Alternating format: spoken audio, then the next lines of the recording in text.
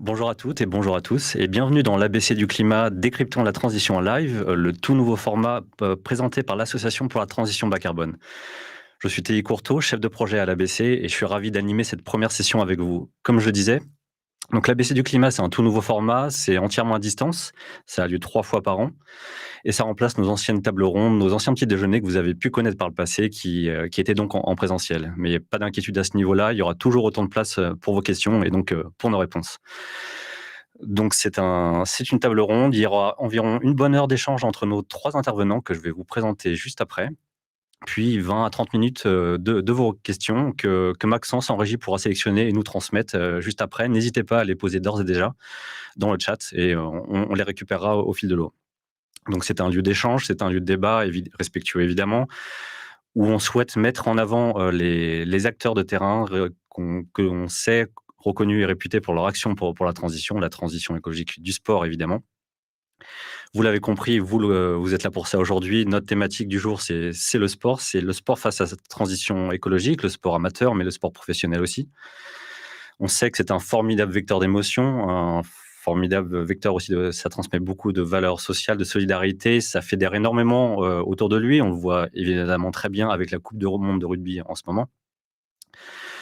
Pourtant, on peut aussi voir le sport comme un reflet peut-être un peu cynique, peut-être de notre société, dans le sens où c'est un reflet aussi de du modèle économique que l'on suit. On est toujours à la recherche de performance physique, performance économique, toujours à la recherche de points de croissance, pardon. On est toujours à la recherche aussi de vouloir dépasser nos limites, que ce soit limites économiques ou limites terrestres ou limites physiques aussi. Donc c'est en quoi le sport est un peu un reflet de notre société. Malgré ça, on observe depuis pas mal d'années maintenant une certaine déconnexion dans le sport professionnel surtout, par rapport à son environnement et donc un rapport à la nature qui peut être un peu biaisé parfois. Hem et pourtant, le sport, comme tous les secteurs d'activité, dépendent de son environnement, que ce soit les transports, l'hébergement, l'alimentation, le numérique, le merchandising, la consommation d'énergie. Il y a énormément d'impacts environnementaux, que ce soit en termes d'émissions de gaz à effet de serre, d'impact sur l'eau, d'impact sur la biodiversité, la production de déchets, que sais-je encore. Il y a énormément d'impacts et pas seulement le carbone donc évidemment. On voit quand même malgré tout ça que quelques efforts sont faits en termes de réduction de consommation d'énergie, en termes de réduction des déchets. Est-ce que c'est pas des efforts qui, d'apparence, sont un peu cosmétiques justement? Est-ce que c'est pas un peu l'arbre qui cache la forêt? Donc on va questionner toutes ces questions, on va répondre à toutes ces questions, pardon, aujourd'hui. Avec nos 3 intervenants, on va s'intéresser aux outils qui existent, qui vont être mis en place bientôt, aux dispositifs mis en place par le ministère des Sports, par nos 2 associations présentes aujourd'hui aussi, qui se présenteront. On s'intéressera aussi évidemment à des retours d'expérience qui sont de terrain, qui sont très précieux pour voir qu'est-ce qui a pu être fait, comment on peut reproduire ce type de modèle. Et enfin, évidemment, dans une seconde partie, on parlera un peu plus du sport en 2030, en 2050, comment avec un objectif de neutralité carbone, quelle perspective le sport peut espérer. Donc aujourd'hui, j'ai le plaisir d'être entouré de Virginie Jouve, chef de mission au ministère des Sports. Bonjour Virginie. Bonjour. Je suis également entouré de Julien Pierre, directeur général et fondateur de Fair Play for the Planet. Bonjour Julien. Bonjour. Et enfin d'Antoine Mich, fondateur et directeur général de Football Écologie France. Bonjour Antoine. Bonjour. Je vais maintenant vous laisser vous présenter, peut-être en commençant par vous, Virginie, en quelques mots, si vous voulez bien?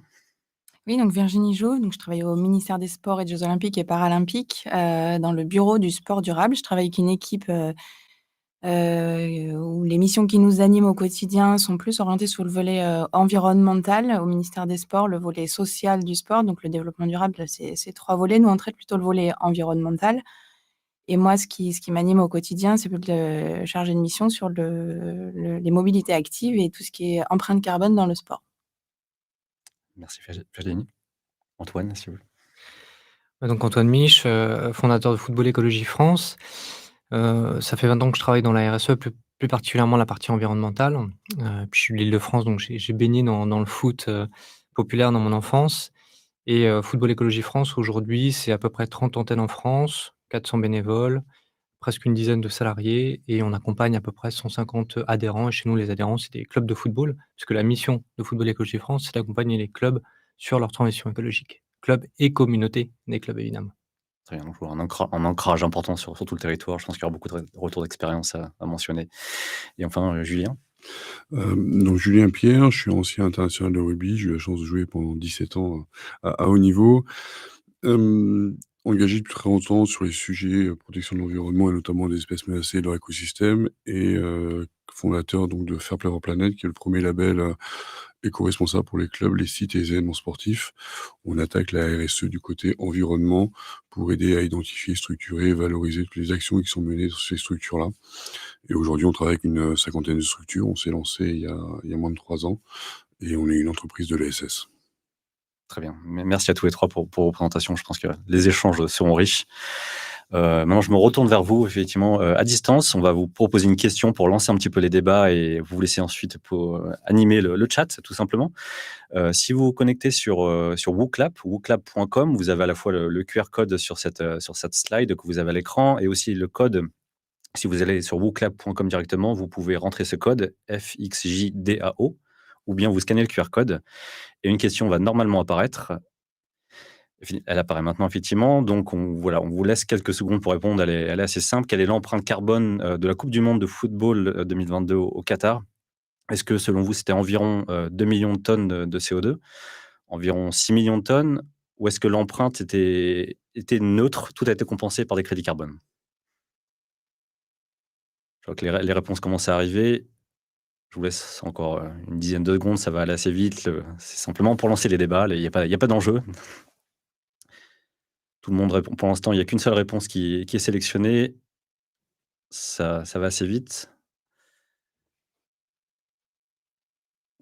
Vous avez, je pense, tous les répondants, sauf un, tous les répondants ont bien répondu. C'est environ 6 millions de tonnes. On n'a pas de chiffres de reporting exact, mais c'est en raison de la construction des infrastructures, des nouveaux stades au Qatar. Donc, il y a eu beaucoup plus d'émissions que pour une Coupe du monde classique ou conventionnelle, en tout cas. Et 6 millions de tonnes, c'est peut-être difficile à se représenter, mais c'est pour avoir un équivalent, c'est à peu près 27 milliards de kilomètres parcourus en voiture thermique.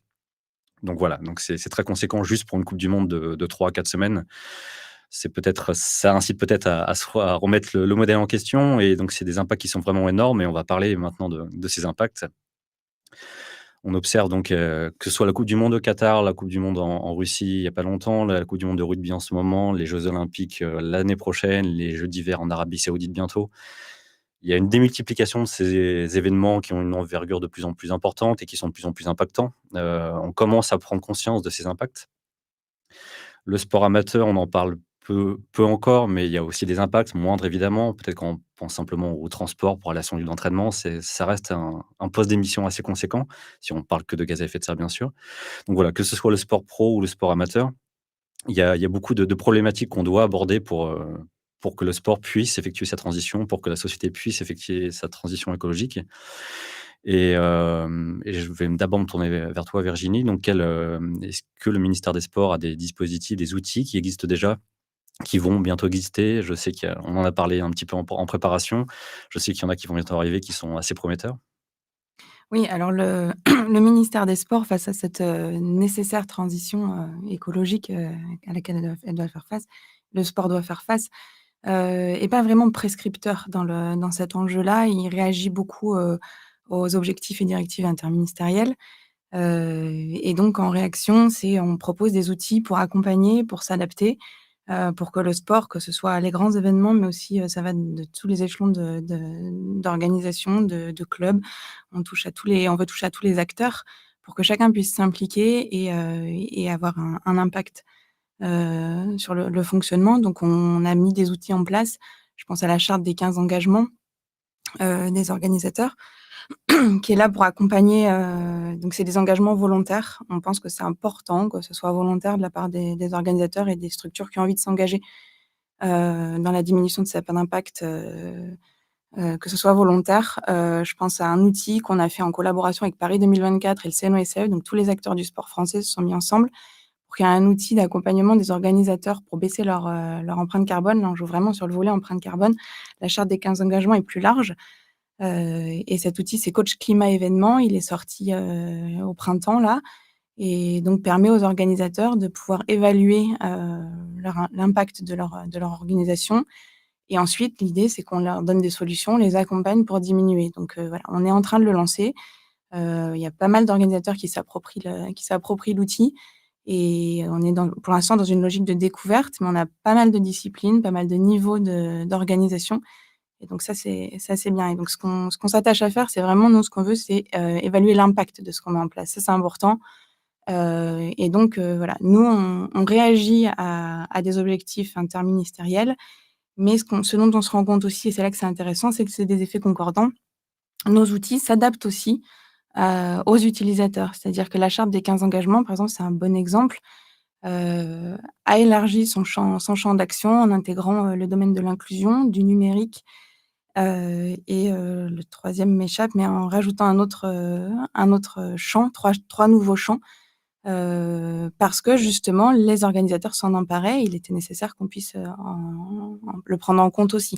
Donc c'est intéressant voilà, nous on applique des directives, mais ça vient aussi du terrain. C'est-à-dire que c'est le terrain qui nous fait évoluer aussi, nous adapter. Donc c'est une adaptation à tous les étages et ça, je pense qu'on pourra en débattre, mais c'est intéressant comme démarche. Effectivement et est-ce que du côté de Football Écologie France, l'initiative est venue du terrain aussi ou est-ce que c'était top down ou comment l'association s'est créée?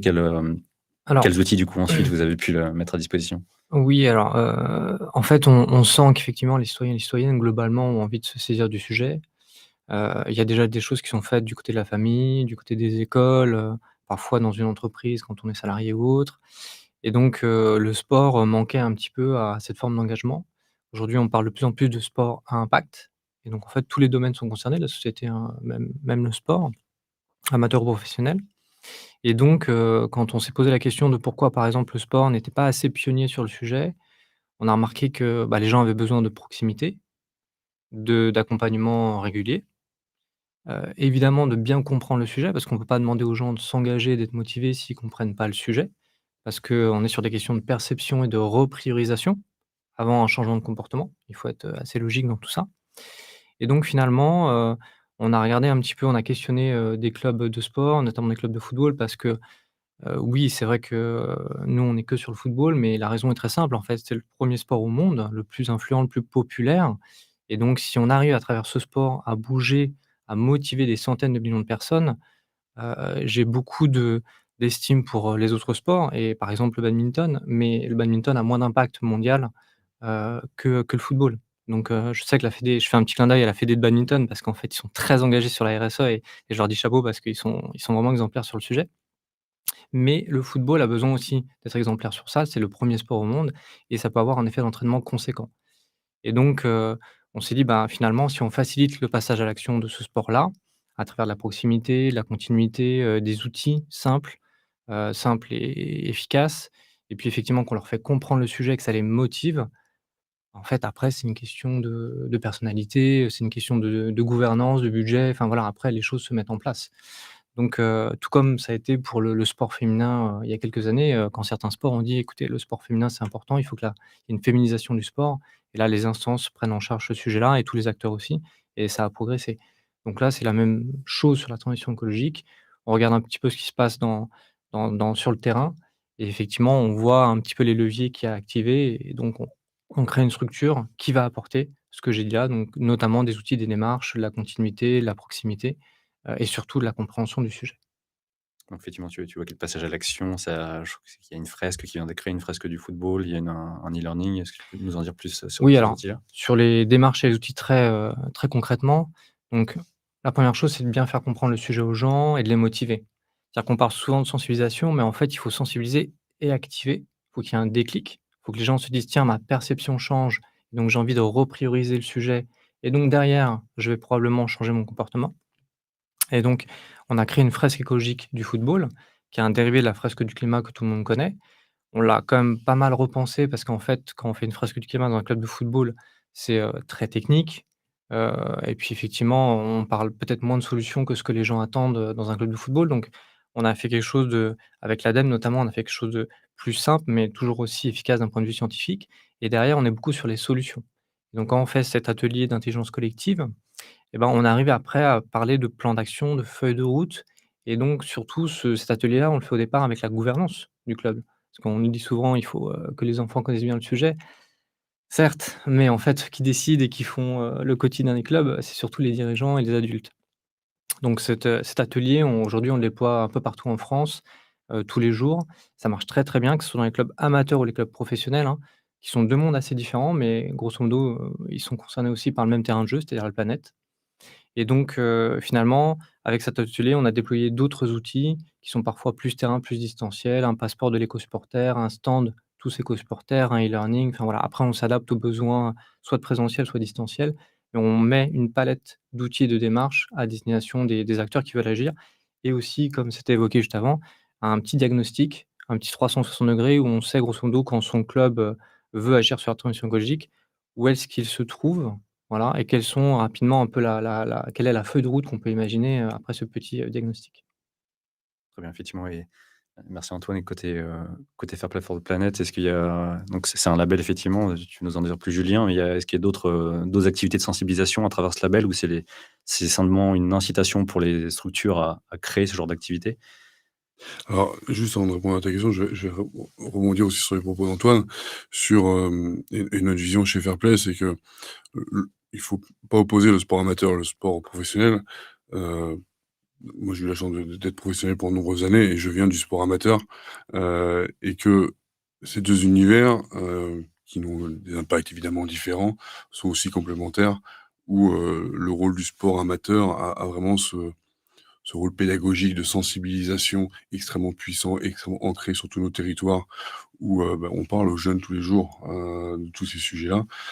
Et puis le rôle du sport, professionnel qui a ce devoir d'exemplarité, on l'évoquait, tout à l'heure, de prendre la parole sur ces sujets-là demain, encore plus, de s'engager encore plus, de faire, comme on l'a vu avec la coupe du monde de rugby, 70 des voyages, des équipes sont effectués en train.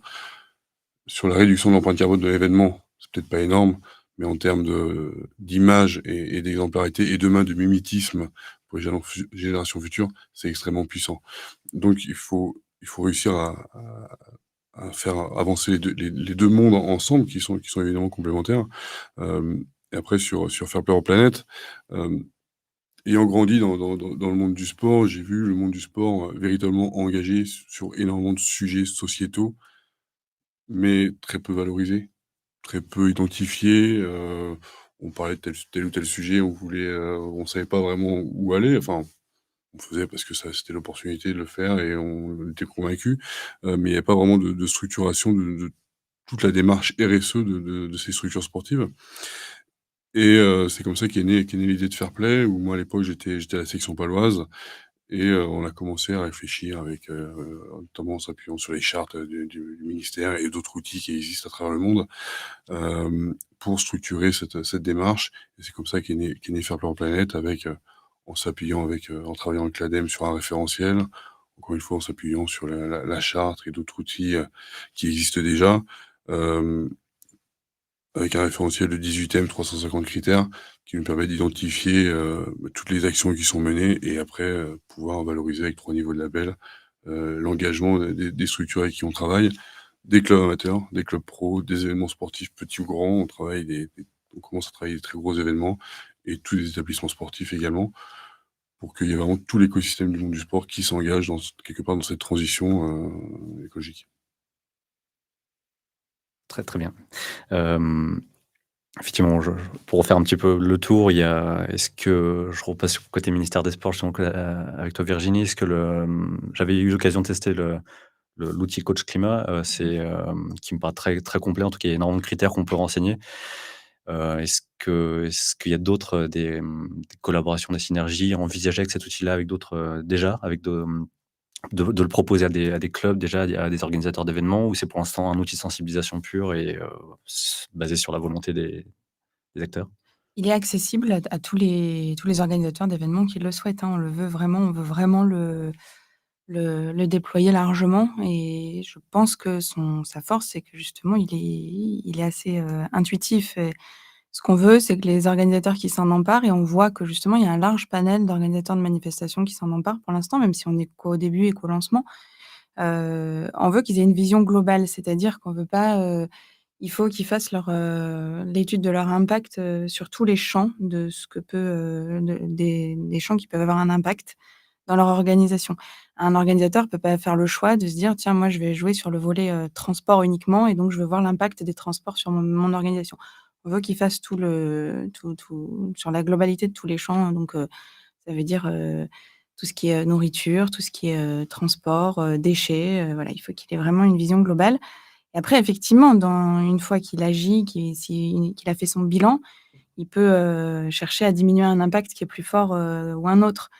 Et voilà, après, souvent, ce qu'on voit là, c'est que dans les organisations, c'est l'impact transport qui peut mobiliser un peu tout et donc faut pas que ce soit démobilisant non plus, et décourageant où on se dit: «Bon, ça va être compliqué là de» parce que quel est le choix face à certains sportifs pour se déplacer, il y a certaines manifestations aujourd'hui, pour y aller, et on peut pas les blâmer les sportifs. Une carrière, c'est court. On peut pas les blâmer d'aller à un championnat du monde qui est à l'autre bout du monde, par exemple. Donc il y a une Anglaise, hein, qui l'a fait, une coureuse anglaise, qui a fait le choix de pas aller au championnat du monde de cross, par exemple, qui était en Australie parce que ne voulant pas prendre l'avion avec tout l'impact qu'il y avait. Mais c'est des choix qui sont forts. Une carrière, c'est très court et voilà, on a vécu des carrières sportives et c'est compliqué de sacrifier ça. Donc voilà, on veut leur montrer que tous les champs peuvent aussi être intéressants et qu'effectivement, même quand on peut pas forcément agir, sur le volet transport parce qu'aujourd'hui, les solutions ne sont pas vraiment là et c'est là qu'il faut continuer d'adapter la pratique sportive, peut-être pour éviter qu'il y ait autant d'épreuves, qui induisent autant de déplacements à l'autre bout du monde. Mais ça sera long. Voilà, faut quand même engager les gens dans tout un tas de champs qui ont quand même un impact, quoi. Voilà, c'est le constat qu'on fait pour l'instant. Effectivement, ça interroge sur les pratiques, sur donc les transports, en particulier le transport des supporters c'est la partie la plus conséquente en Mmh. termes d'émissions dans ces types d'événements, pardon. Donc ça nous fait nous interroger sur les pratiques. Est-ce qu'il y a des changements, dans des retours d'expérience que tu as pu avoir côté Football Écologie France, Antoine? Ouais, alors juste avant, je rebondis, sur la question de l'organisation des sports en général. C'est vrai que les institutions, les instances ont un rôle qui est très important. Je pense aux fédérations notamment, puisqu'en fait, elles organisent le quotidien finalement des clubs, et des licenciés.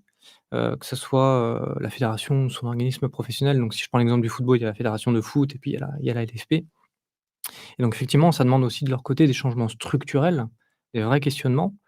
Il y a eu effectivement des buzz médiatiques, hein, ces derniers mois, pas besoin de les rappeler. Et donc on a besoin aussi que les instances, montrent un peu plus, les éléments d'incitation, peut-être parfois d'obligation. Voilà, je donne un exemple, la LFP, la Ligue de football professionnel, a changé sa licence club et donc un club pour être un club et officiellement jouer des compétitions, a une licence et doit remplir des critères et donc c'est les critères notamment environnementaux sont passés de 3 à 11. Donc c'est pas mineur. Enfin, ça peut paraître, encore que 11 sur l'ensemble d'une licence d'un club, mais c'est un vrai changement. Donc on verra ce que ça donne dans les prochaines années, d'autant plus que cette licence club, il faut bien comprendre aussi l'enjeu économique. Plus on satisfait à la licence club, plus on a un bon score, plus derrière on a les retombées économiques et donc les revenus, que la LFP gagne pour derrière, les compétitions, retransmis à la télé. Donc voilà, donc il y a un enjeu écologique, économique et social puisque dans cette licence club, il y a aussi cette question, sociale mais il y a aussi un besoin d'engagement très fort des instances, et des institutions. Voilà, qu'elles montrent un petit peu le cap, qu'elles fassent des changements structurels et après ce sera beaucoup plus facile pour tous les acteurs, les joueurs, les joueuses, et autres, les clubs, les citoyens lambda et cetera, enfin voilà. Oui, je veux juste rebondir sur ce point-là parce que souvent on dit que les sportifs ne prennent pas assez la parole sur ces sujets de transition écologique. Mais déjà, moi je vois beaucoup de sportifs qui prennent la parole sur les sujets sociétaux, énormément. Mais si les instances, ne prennent pas la parole ou se positionnent pas sur les sujets de transition écologique, comment un sportif peut prendre la parole devant son institution? Ça devient compliqué. Donc oui, je rejoins parfaitement les propos d'Antoine où, il faut aussi que les instances demain, montrent l'exemple sur les grands événements, mais aussi sur les compétitions régionales, arrêter de peut-être de les multiplier et de régionaliser peut-être un peu plus les déplacements, hein. On va réduire l'empreinte carbone des compétitions régionales ou départementales, mais aussi les coûts de ces clubs amateurs qui n'ont pas forcément des finances, démultipliées et que les collectivités viennent subventionner. Donc il y a aussi une réorganisation de ces compétitions, à réfléchir et à voir, et ces instances à diriger. Là, je rebondis. Nous, on a, sous l'influence c'est la Fédération française de basket qui a été à l'initiative de cet outil. C'est l'outil OptiMove qu'on fait vivre maintenant, et qui a vocation à essayer de rationaliser justement les lieux de compétition, notamment pour les sports co. C'est bien quand il y a des poules qui se rencontrent pour essayer de trouver le lieu idéal pour justement faire qu'il y ait le moins d'impact possible en termes de transport, quoi. Telle poule va rencontrer telle poule à tel endroit parce que sur l'ensemble, c'est ce qui fera qu'on réduira le plus les trajets. Donc il y a cet outil qui existe. Après, Antoine, tu parlais tout à l'heure de côté obligatoire, et cetera. Le sport commence à être un peu sous cette influence-là. Je pense il y a la loi Labbé, alors qui touche plus à tout ce qui est produits phytosanitaires, qui a un impact sur le sport. Il y a la loi AGEC. Voilà, tout ça, c'est des choses où le sport n'a pas vraiment le choix que de s'y mettre, en fait, aussi. Maintenant, on sait que voilà, ça nécessite quand même de l'accompagnement. C'est ce que tu disais tout à l'heure. Si on donne pas, enfin, si les gens comprennent pas pourquoi ils font les choses, on aura beaucoup de mal. Donc il faut aussi les accompagner et c'est l'enjeu des outils qu'on met en place qui sont souvent volontaires. On peut y avoir aussi des logiques de label, hein. Il y a plein de solutions, mais je crois qu'il faut accompagner. Après, c'est très, très important, même s'il y a des lois qui existent. Il y a le plan de sobriété énergétique du sport qui fait suite à tous les plans de sobriété énergétique qui existent. Mais il faut accompagner l'humain dans cette démarche, quoi. Faut Même donner s'il y a des lois, même donner s'il y envie a aux gens. exactement, donner Enfin, envie, leur montrer que on a tout intérêt tous ensemble de le faire, quoi. oui.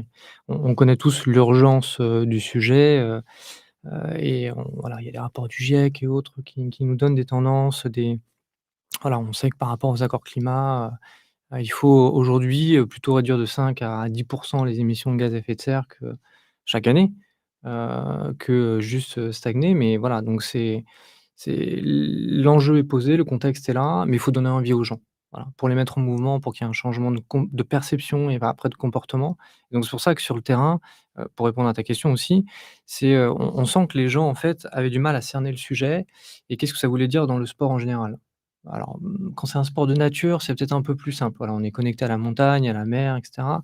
Quand c'est des sports, sur terrain ou en gymnase, c'est un peu plus compliqué. Et donc, la première chose, c'est vraiment de beaucoup, évoquer avec, les gens ces sujets-là et qu'ils comprennent finalement dans leur quotidien du club ou dans leur pratique sportive. Ils ne sont pas forcément dans un club, hein, je dis ça, mais, comment ils peuvent agir. On a vu beaucoup de développement ces dernières années du plugging, qui est un peu ces gens qui font du running, régulièrement et puis qui vont ramasser des déchets, enfin voilà. Dans un club de football, par exemple, en fait, c'est un stade, c'est une mini-ville. C'est-à-dire qu'en fait, on a, plein de structures, on a le terrain, on a les gens qui viennent, c'est un lieu de vie, donc on se pose la question des déchets, de l'énergie, de l'eau, voilà, un petit peu tous les sujets de la transition écologique et de la RSE en général. Et donc, on leur fait vivre, une expérience, notamment à la fresque écologie du football, qui fait qu'ils comprennent en 2 heures absolument tout sur le sujet. Et donc là, on va pouvoir vraiment travailler après derrière et on a senti dans les retours terrain qu'en fait, les gens étaient parfois sceptiques. Voilà, ils venaient, mais c'est classique, hein, ils venaient à reculons parfois, enfin pour certains. Et à la fin, avec l'intelligence collective, les débats et cetera, finalement aussi ce que souhaite faire le club par la suite, voilà, ça les motivait. Et donc voilà, là on a marqué l'essai, pour faire un petit clin d'œil à la coupe du monde en ce moment. On espère tous qu'on ira en finale, et la gagner. Et en tout cas, on a marqué l'essai parce qu'en fait, la première étape, on l'oublie souvent, c'est pas que l'aspect technique, c'est l'aspect, comportemental. Une solution technique, elle est socio-technique, elle est pas que technique. On passe par de l'humain, on veut que les humains changent, même si on sait que l'intelligence artificielle fera beaucoup de choses après. Voilà, l'humain doit changer et effectivement, plus on fait travailler de façon très opérationnelle les gens sur ces sujets-là, plus ils voient les résultats. Quand on fait avec des clubs des plantations d'arbres, des ramassages de déchets, quand on imagine, le récupérateur d'eau, quand on a plein d'actions comme ça avec un club, ou qu'on parle de transition alimentaire, voilà, avec des clubs professionnels ou amateurs, on parle souvent de ça. Parce que la nourriture pour les sportifs, c'est important. Enfin, je veux dire, c'est le carburant, quoi, hein. Après, il y a le mental, mais il y a le carburant quand même physique, et alimentaire. Et donc, on a besoin de mettre les gens dans l'action et là, ils sont beaucoup plus après, prêts à approfondir les choses et aller plus loin et à se questionner aussi dans leur vie de tous les jours après. Voilà, puisqu'il y a pas que leur activité dans un club de sport, il y a la maison, il y a l'école et cetera, il y a l'entreprise, donc c'est intéressant de voir quand on met les gens en action, en fait, ça débloque beaucoup de choses et bah, nous, on essaie de diffuser un petit peu ça tous les jours pour que ça inspire. Il faut que ça soit diffusé largement. Je pense qu'effectivement, Julien le disait, il y avait des initiatives un peu à gauche, à droite, mais un peu dispersées, pas assez visibles, pas assez identifiées et cetera. Et donc un label ou d'autres démarches permettent effectivement de donner de la visibilité et de dire aux autres, par le bouche à oreille ou les réseaux sociaux ou autres: «Tiens, ça existe, ils l'ont fait, c'est hyper intéressant, pourquoi pas nous?»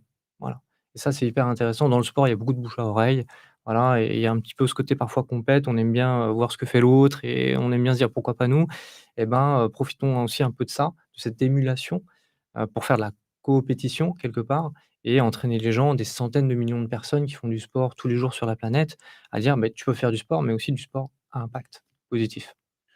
Et je pense qu'il ne faut pas oublier que, pour citer un peu, c'est que Football Écologie France, Faire pour la planète et d'autres acteurs, on s'est tous créés à peu près au même moment, en 2020, et c'est des sujets encore nouveaux. Alors, il y a eu la charte en 2017, je crois, la première Mmh, la exact. V1, c'est des sujets nouveaux dans le sport. On s'engageait, mais on ne le communiquait pas, on le valorisait pas, donc faut pas non plus, perdre de vue, ça, où aujourd'hui on dit: «Le sport est en retard». Le sport est comme tous les acteurs en réalité, n'est pas plus en avance, pas plus en retard que d'autres industries ou d'autres acteurs de la société, Ou en retard comme tout le monde. ou en retard comme tout le monde. Mais donc c'est des sujets nouveaux, et le monde du sport est en train de vraiment de prendre en main ces sujets-là, et de pouvoir avancer avec différents acteurs pour pouvoir structurer cette démarche. Et ça c'est quelque chose de positif, c'est quand même un message positif qu'on envoie. Effectivement, oui, je voulais rebondir aussi sur l'aspect sensibilisation, pédagogique aussi de vos outils et différents à tous les 3. Ce qui m'intéressait de savoir aussi, c'est dans quel sens ça va? Est-ce que c'est, vous sensibilisez à travers vos outils d'abord les joueurs ou en tout cas «en bas de l'échelle» entre guillemets? Ou est-ce que ça vient de la direction des clubs, des structures? Évidemment, il faut que les fédérations, agissent aussi, les ministères aussi évidemment, enfin toutes les collectivités publiques. Qu'est-ce qui selon vous sera le plus efficace? Est-ce qu'il y a eu des retombées de vos actions, enfin des retours plutôt, des effets à un niveau hiérarchique supérieur à travers vos fresques, le label aussi effectivement?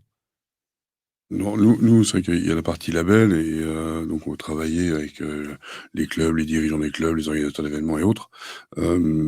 Est un sujet important de pouvoir valoriser tous ces sujets-là. On travaille aussi avec des marques qui investissent dans le sport, qui commencent à intégrer nos critères dans leur partenariat sportif.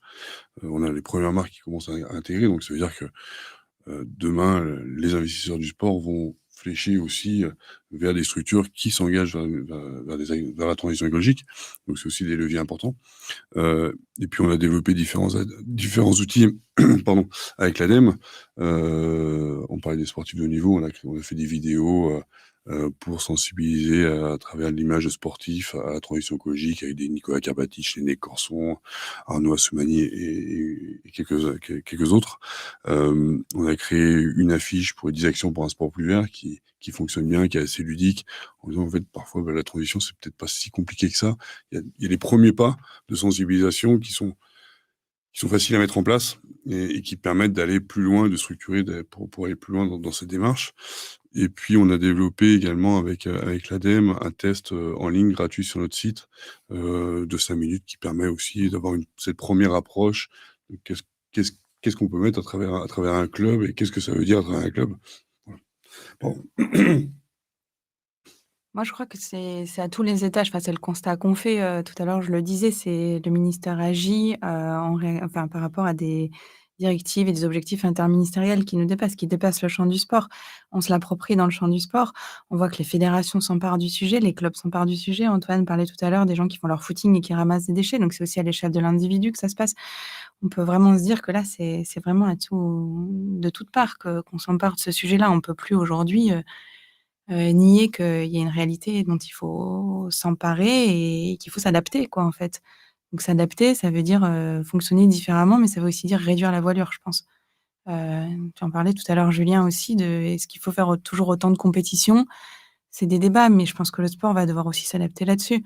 Voilà, mais je pense qu'il y a une prise de conscience à tous les étages, interministériels. Nous, côté sport, ministère des sports, on s'empare du sujet. Les fédérations le font, les clubs et les individus, même quand ils pratiquent, parce qu'il y a beaucoup de pratiques, individuelles, hein, hors club, mais on voit qu'ils ont une envie de s'emparer du sujet quand même aussi, quoi. Voilà, donc voilà, moi je dirais que c'est à tout le monde de prendre sa part, quoi. Et les ligues professionnelles aussi sont Et engagées, les ligues professionnelles aussi. notamment sur le plan de sobriété l'année dernière, et nous on travaille aussi avec pas mal de ligues pro, justement sur ce sujet-là, qui ils veulent vraiment s'engager et prendre position sur ce sujet-là.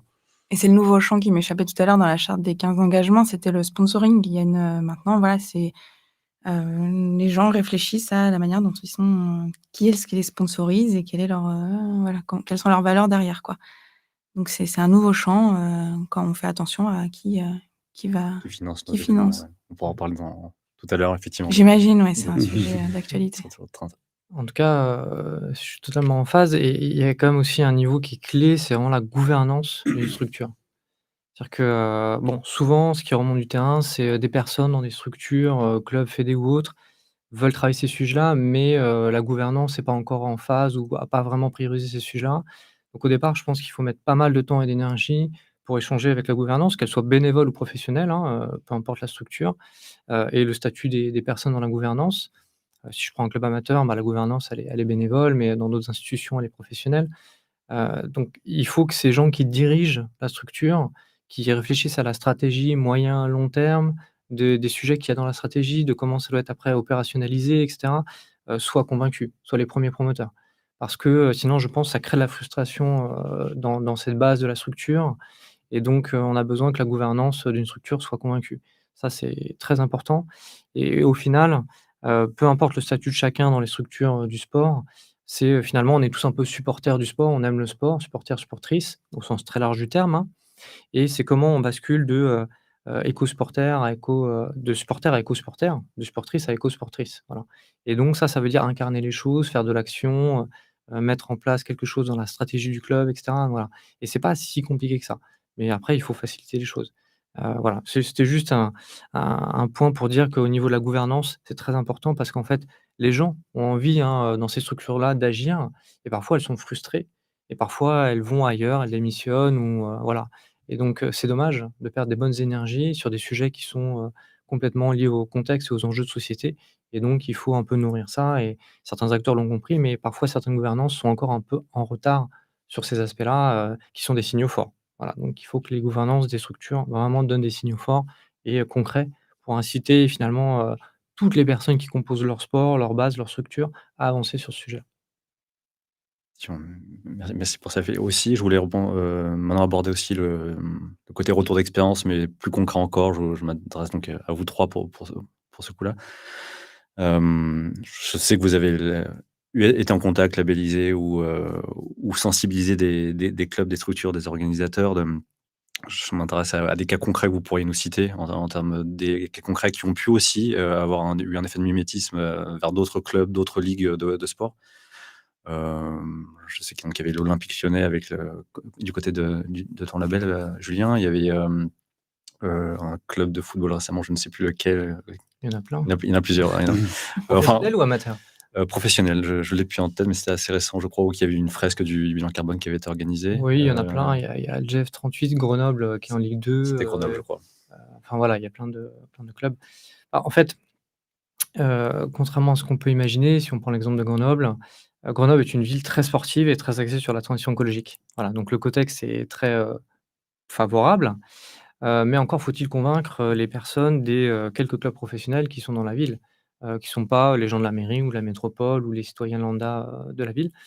Donc, on a effectivement beaucoup échangé avec eux sur le sujet, sur comment un club pouvait s'emparer de ça, qu'est-ce que ça pouvait lui apporter, mais pas que en termes de visibilité, aussi en termes d'enjeux sociaux et économiques, hein. Ils sont dans un territoire, il faut se nourrir du territoire, il faut accompagner ce territoire. Enfin, un club n'a pas que vocation à gagner des matchs, ou des compétitions.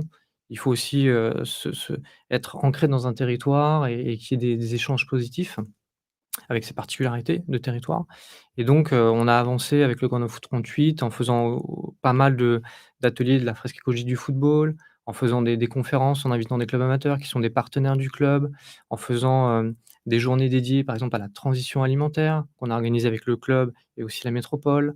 Voilà, donc au fur et à mesure, on travaille certains sujets. De plus en plus de gens dans le club et autour du club sont convaincus que c'est des sujets clés. Les joueurs ont pris la parole de façon assez rigolote d'ailleurs, voilà, parce qu'il faut savoir aussi, comment dirais-je? Faire que les sujets soient un minimum légers. Enfin, voilà, on ne peut pas dire à chaque fois que c'est la fin du monde. Il faut, être dans l'urgence évidemment et agir en conséquence, mais, il faut savoir aussi prendre un peu de recul par rapport à tout ça et donc, aujourd'hui, le Grand Foot 38 est un club intéressant parce que régulièrement, ils agissent sur le sujet. Ils essayent aussi d'embarquer la communauté des supporters. Donc ils dédient des matchs à l'environnement où effectivement c'est un peu, comme la journée dédiée qu'on connaît, type à la LFP où ils disent, une journée égale un thème et une association et cetera. Donc, voilà, ça c'est un retour concret, je pourrais en citer des centaines, hein. Il y a même des clubs chez nous qui disent: «On veut devenir le Forest Green Rovers français», qui est l'exemple anglais du soi-disant meilleur club de foot, écologique au monde, qui est en Angleterre, Forest Green Rovers. Et donc il y a des clubs qui se disent: «Bah, pourquoi pas nous?» Voilà, on veut aller loin dans la démarche, on a même un club amateur de 1 400 licenciés, qui est le FC Lyon. Alors je sais pas si ça parle 1 400 licenciés, mais c'est un des plus gros clubs en France, qui se dit: «Bah, voilà, nous aussi on signe une charte, notamment sur les partenaires responsables». Donc finalement, ces fournisseurs, ces prestataires et autres partenaires, vont devoir effectivement accompagner le club sur ça, modifier ce qu'ils produisent et ce qu'ils fournissent au club, que ça soit l'alimentation, des équipements et cetera. Donc c'est intéressant. Même des clubs amateurs qui, soi-disant, comme on le dit, ont beaucoup moins de moyens, bah, ont des vraies volontés très fortes et passent à l'action même avec leurs partenaires et qui les accompagnent, hein. Leurs partenaires, on les a croisés, ils sont très, très motivés, donc c'est hyper intéressant. Voilà, peu importe l'échelle, amateur, professionnel, français ou ailleurs. D'ailleurs, on est pas mal challengé par les sports à l'étranger, hein, qui ont parfois de l'avance, que ça soit les Scandinaves, les Allemands ou les Anglais sur certains points. Donc, c'est intéressant de voir, un peu ce qu'on appelle les pionniers dans certains domaines. Là, je parle que du football, mais après il y a d'autres clubs ou d'autres institutions dans d'autres sports qui sont aussi pionniers. Et donc tout ça fait qu'entre autres à Football Écologie, on essaie d'accompagner au maximum, mais aussi de transférer à d'autres sports. Parce que l'idée, c'est pas juste de dire: «Il y a que le football». Au contraire, on est très ouvert et donc on a travaillé avec la fédé de tennis et la fédé de rugby pour que justement ils s'approprient aussi une fresque écologique du tennis, une fresque écologique du rugby. Voilà. Donc en fait, on est aussi très conscient que, le jeu, le terrain de jeu, il est multisport et donc il faut que tous les sports s'emparent du sujet et si on peut avoir des outils et les transférer facilement, heu faisons-le, voilà. Ça fera gagner du temps et de l'énergie à beaucoup de gens et à d'autres sports donc on est aussi dans cette idée de transversaliser ce qu'on peut transversaliser et que tous les sports en profitent. Voilà, même si nous on se concentre sur le football, c'est un choix. Mais voilà, tous les autres sports ont aussi leur contribution et on est bien conscient de ça, donc on fait en sorte que tous les sports, puissent, avancer, le plus facilement possible. Effectivement, oui, pour que tous les sports en profitent. Est-ce que Virginie, au niveau des ligues, tu as des retours dans le sens où des ligues s'inspirent d'autres ligues, des fédérations, d'autres fédérations ou de Non, pas forcément d'exemple là qui me viennent en tête, mais la façon dont j'ai envie de rebondir là, au propos d'Antoine ou la question que tu as pu poser, c'est plus, il y a des voilà, on parlait de l'exemplarité du sport, du sportif, avant et justement ce côté exemplaire, le sport a une vraie capacité d'émulation, ça c'est super. Mais par contre aujourd'hui, il y a les réseaux sociaux, tout est épluché, il y a des sportifs qui ont envie de s'engager dans ce domaine-là, qui ont envie d'influencer les autres, voilà, d'engager les choses, mais qui parfois se retrouvent en contradiction avec ce qu'il faut faire. Quand ils se baladent toute l'année à droite à gauche en avion, ça leur est reproché, alors qu'ils ont envie d'être exemplaires, sur d'autres sujets et ils le sont, mais c'est parfois compliqué parce que tout est très épié et donc voilà, ça me fait un peu penser à ça. Ce pouvoir d'émulation, il existe, il est là, il est intéressant parce que ce que fait un sportif peut donner une idée à un autre de le faire, ce que fait un club peut donner une idée à un autre club de le faire. Mais peut-être qu'aujourd'hui, c'est compliqué d'être présent sur tous les domaines et comme tout se sait très vite, on peut, un peu clouer au pilori certains clubs, certains sportifs parce qu'ils sont pas exemplaires sur certains sujets et parfois ça peut les faire hésiter, quoi. Donc il faut peut-être pas demander non plus d'être exemplaire, qu'il est en fait, individuellement. Nous tous, je pense qu'on personne, enfin très peu de gens arrivent à l'être sur tous les sujets environnementaux, quoi. Donc faut mettre, voilà, des bémols et puis encourager les sportifs qui ont envie de se mobiliser tout en étant quand même un peu indulgents et se dire: «On a besoin de ces bonnes volontés qui montrent des choses». C'est une vitrine extraordinaire le sport, mais voilà, ne leur demandons pas, de tout faire en fait non plus. C'est aussi du ressort de tout le monde, de chacun de l'être. C'est voilà, c'est un peu le bémol que j'aimerais dire, l'exemplarité et le côté émulation, il est super. Maintenant, faut pas que les gens aient peur de le faire parce qu'ils savent qu'ils sont pas exemplaires, dans tous les domaines, quoi. Et juste avant de parler de retour d'expérience avec Fair Play Planète, juste rebondir sur ce sujet. Moi, j'ai créé une fondation il y a 10 ans pour la protection de l'environnement et des espèces menacées, une fondation que je préside toujours qui s'appelle Play for Nature et pendant longtemps, je n'ai pas parlé. Pas forcément parce que je me sentais pas légitime, pas forcément parce que différents sujets, c'est parce que aussi c'était quelque part mon jardin secret de sportif où j'avais pas forcément envie d'être noté, jugé toutes les semaines, comme on peut l'être en tant que sportif de haut niveau ou remis en question à chaque performance. Donc il y a aussi certains sportifs qui s'engagent et qui ne le diront jamais, parce que, oui, on est des personnages publics, mais on n'est pas obligé de communiquer sur tout ce qu'on fait, tout le temps. Et donc, c'est pour ça que c'est toujours délicat et merci pour ce propos de dire: «Ouais, il faut que les sportifs s'engagent». Oui, mais on est peut-être pas forcément exemplaires, heu et puis on n'a peut-être pas forcément envie d'en parler tout simplement. Oui, il faut en parler, mais j'ai eu ma note toutes les semaines dans l'équipe ou en rugby-rama, j'ai pas envie d'avoir ma note aussi parce que je suis engagé dans une fondation. C'est à moi, c'est mon truc, c'est mon projet, hem et j'ai envie de le mener comme j'ai envie de le faire. J'en parlerai le jour où je me sentirai peut-être plus légitime ou parce que j'ai besoin de le faire, ou j'en parlerai peut-être jamais. Mais ça, chacun est libre de ses choix aussi. Il faut pas oublier ça non plus. Je pense que voilà, le sportif doit s'engager et évidemment, il doit porter la parole et heu et c'est ce rôle d'exemplarité est extrêmement fort, extrêmement puissant parce qu'il y a un effet mimétisme derrière qui forcément sera multiplicateur pour toutes les générations futures. Mais chacun est libre aussi de ses choix. Et il faut pas l'oublier non plus. Et voilà, c'est pas parce qu'il y a les réseaux sociaux aujourd'hui, on doit tout voir, tout faire et tout montrer et cetera. Oui, il y a des sujets sur lesquels on n'a pas envie de parler, on n'a pas envie de le dire, on s'investit, sans forcément le valoriser sans arrêt. Donc faut pas oublier ça non plus. Voilà mon point de vue et juste pour revenir sur Fairplay, aujourd'hui on travaille avec une cinquantaine de structures. Donc, il y a 3 niveaux de label, avec une note qui est ramenée sur 100. Aujourd'hui 0 structure, on a le 3e niveau de label. Seulement 2 structures qui sont réengagées, dernièrement, que le label est valable 2 ans, ont le 2e niveau de label, qui sont l'Olympique Lyonnais et la section paloise. Et entre 15 et 20 ne sont pas labellisés. Et un point qui est assez marrant, c'est qu'on voit la compétition entre les clubs.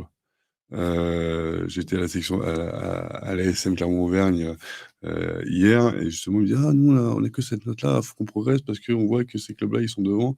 Donc il y a cette compétition quelque part qui est en train de naître, et c'est extrêmement positif parce que du coup, on se challenge aussi, et aussi que les clubs n'ont pas peur d'afficher le fait qu'ils sont engagés, même s'ils ne sont pas labellisés. Et ça, c'est extrêmement un message fort en disant: «Bah oui, nous on prend la parole sur ces sujets-là». La labellisation n'est pas une fin en soi. La labellisation nous permet d'avancer, de structurer et d'aller plus loin, et c'est vraiment le message aujourd'hui qu'on a qu'on reçoit de toutes les structures sportives avec qui on travaille. Hem et puis pour parler quelques exemples précis, je reste sur l'ASM. L'ASM aujourd'hui, c'est 90 des LED, de l'éclairage qui est en LED, avec un objectif de passer à 100, très prochainement. C'est une réduction de 30 de la consommation énergétique du stade, c'est pas anodin. Ils travaillent avec la ligue, avec, Canal+ sur des matchs où ils réduisent complètement l'éclairage pendant les matchs. Ils ont même fait des matchs à 0 éclairage pendant 40 minutes, et personne n'a rien vu. Ils n'ont pas forcément communiqué, mais ils ont réussi à le faire. Ils ont réduit, drastiquement, l'arrosage de la pelouse pendant l'été, même si la pelouse malheureusement a un peu souffert, mais ils ont fait ce choix-là. Hem Et puis des clubs amateurs qui, on parlait de partenaires, avec qui on travaillait, qui, donnaient, aux jeunes, qui portaient le maillot tous les week-ends, du soda industriel et des pitchs industriels. On a dit: «Ça serait peut-être bien de changer un petit peu» et aujourd'hui, ils travaillent avec un producteur de jus de pomme local qui donne, dans des bouteilles en verre avec le logo du club, le jus de pomme artisanal et la boulangerie du coin et ces 2 structures sont devenues partenaires du club et peut-être que demain, ils seront bénévoles dans ces clubs, et que, les enfants de ces partenaires deviendront licenciés de ces clubs. Heu, donc chaque acteur peut engager cette transition et peut aussi, c'est pas forcément un coût supplémentaire, on va aussi, aller engager différemment et un dernier point, c'est que nous, on a certains clubs amateurs qui aujourd'hui, en s'engageant sur ces sujets-là, ont réussi à féminiser leur conseil d'administration, heu, ont réussi à n'ont pas de problème de bénévoles, parce que justement on n'est plus sur uniquement la performance sportive en disant: «On veut monter, régional 1, régional 2, fédéral 3, national». Non, on a un territoire, on est à tel ou tel niveau, eh ben, formons les jeunes, formons les citoyens de demain, devenons acteurs du territoire.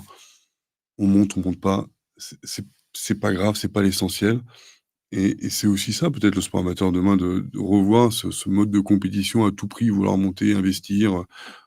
J'ai vu quelques clubs de rugby qui étaient au fin fond de certains territoires et il y a même plus un joueur issu du cru et c'était des petits niveaux et comment après on peut s'identifier?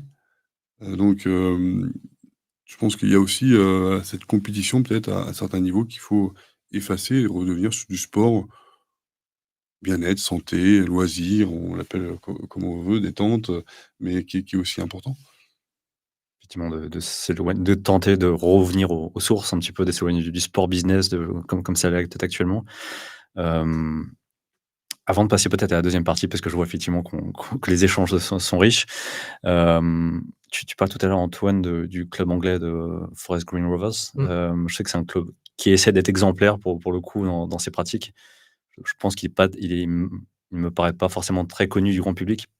Est-ce qu'en deux trois mots, tu peux dire un peu les initiatives que le club porte? Et puis après, on pourra ensuite, enchaîner sur les Ouais. perspectives du sport. Alors, ils ont fait beaucoup de choses, mais, entre autres, ils demandent à leurs sportifs, d'être, végétariens, voire véganes, et effectivement à la buvette, du du stade, il y a des belles propositions là-dessus. Ils ont une, gestion de la pelouse avec des produits, 100 naturels. Ils envisagent de construire un stade quasiment tout en bois, voilà, ce qui serait le premier au monde, hein, si je dis pas de bêtises. Ils ont effectivement, fait en sorte que leurs équipements, ne serait-ce que les maillots, shorts et cetera, soient plutôt des maillots à base de matières recyclées. Donc effectivement, même pour des professionnels, ça peut se faire, hein, ça ne veut pas dire que c'est, moins pratique, pour la pratique sportive justement. Donc en fait, ils ont un petit peu tout revu, ils ont aussi alors après ça peut prêter à débat, mais beaucoup, misé sur la question des véhicules électriques, enfin voilà donc en tout cas en termes d'émissions de CO2, a priori, au pot d'échappement, c'est plutôt positif. Après on peut débattre sur la question de la production de l'énergie, mais voilà, c'est un club qui a vraiment, grâce notamment à son propriétaire, enclenché ça sur plusieurs années et c'est allé assez vite et en plus le club, d'un point de vue sportif, progresse. Voilà, il monte de division. Donc c'est pas incompatible. Ça montre aussi qu'en fait, même quand on a une démarche très poussée sur la question de la transition écologique, on peut très bien avoir des résultats et il y a même des joueurs et des joueuses, connus qui s'intéressent au club, qui sont, pour certains actionnaires du club, qui vont jouer dans ce club et cetera, donc c'est intéressant. Et même les joueurs souvent, parce on a échangé avec certains, disent que, et ben, par exemple, l'alimentation qui est proposée dans le club, leur permet d'avoir moins de blessures. Voilà, alors après il y a toujours la question, est-ce que c'est objectif, subjectif? Mais voilà, c'est ça change les perceptions, ça change les comportements, donc c'est un club qui est intéressant à suivre, qui est, vraiment pionnier en la matière. Tous les clubs n'ont pas un propriétaire comme ça qui dit: «Oui, je suis convaincu et on y va et on met les moyens», mais au moins, ça fait parler et puis, les autres clubs ont d'autres leviers. C'est vrai qu'on n'a pas abordé la question des collectivités, mais les collectivités ont des leviers très importants dans cette histoire-là, parce qu'elles possèdent globalement les stades. Alors il y a quelques clubs professionnels qui possèdent leur stade, mais sinon, les clubs amateurs et les clubs professionnels, ont un stade qui est possédé par la mairie, et métropole et autres et donc ils ont un levier qui est très fort sur l'évolution de l'infrastructure sportive. Mmh. Est-ce qu'on met des récupérateurs d'eau, des panneaux solaires, tout un tas de choses? Est-ce qu'on met des parkings à vélos? Est-ce qu'on met un passage de transport en commun, un tram et cetera? Et donc c'est pas que le stade, c'est aussi l'aménagement autour du stade, qui fait que les supporters et on parlait effectivement des transports qui sont très impactants dans la venue, au stade, dans des compétitions ou autres, c'est vraiment les transports, hein, qui est, en termes de questions écologiques et d'empreinte carbone qui est très élevé et donc ça permet de discuter avec la mairie, la métropole, voire la région sur ces aspects-là et là effectivement, on est sur un levier qui est très fort de réduction d'empreinte, carbone. Donc n'oublions pas les collectivités, parce que dans tout ce qu'on dit ici, on a parlé des joueurs, des réglementations, des envies du terrain et cetera. Mais les collectivités ont un énorme levier et elles commencent à bouger de façon intéressante, notamment parce que, bah, elles ont des politiques territoriales, sportives, environnementales et autres qui, nécessitent que les citoyens s'engagent et dans les citoyens, il y a toutes les structures et notamment les clubs de sport et elles sont prêtes à rénover de façon écologique leurs infrastructures, à aménager autour de stades des choses pour que ça soit plus simple, pour que les gens aillent, voir des matchs ou aller aux entraînements et des choses comme ça et on voit aussi de plus en plus des éco-conditionnalités. Donc tout le monde sait que les villes, hein, chaque année, donnent de l'argent à leur club de sport, quelques milliers d'euros à quelques centaines de milliers d'euros et donc dedans, c'est de dire: «Bah, écoutez, on vous donne cet argent, hein, vous êtes un acteur important du territoire, mais il y a des conditions». Il y a des conditions, notamment des conditions, liées à la transition écologique. Donc on vous, propose que vous fassiez ça, ça et ça, vous avez tant d'acteurs pour vous aider sur le territoire, nous, la ville aussi, on peut vous aider, enfin voilà, c'est gagnant-gagnant et donc c'est intéressant parce que c'est une obligation, mais en même temps, c'est une forte incitation parce qu'en général, en face, les villes, elles disent: «Bah, oui, on sait qu'il y a cette obligation-là, pour la subvention, mais on va vous aider, on va proposer ça, ça et ça, vous avez tels acteurs, on vous met en lien» et cetera. C'est pas comme si on mettait, quelqu'un devant une porte et on disait: «Là, il y a pas de clé». Au contraire, on dit: «Il y a une porte, il y a une nouvelle porte à ouvrir, mais on vous donne la clé, en tout cas une partie de la clé. Après, c'est à vous aussi de vous engager, club et vos licenciés». Très bien. Ça me fait penser les collectivités, on n'en a pas trop parlé dans cette table ronde. Les collectivités ont un un vrai mot à jouer aussi sur le côté, éducation. Ils peuvent proposer des activités dans les écoles. Ils ont la main sur le périscolaire, dans les centres de loisirs et tout ça, donc ils peuvent, voilà, le volet éducation et qu'est-ce qu'on fait faire aux enfants? Quelle activité on leur propose?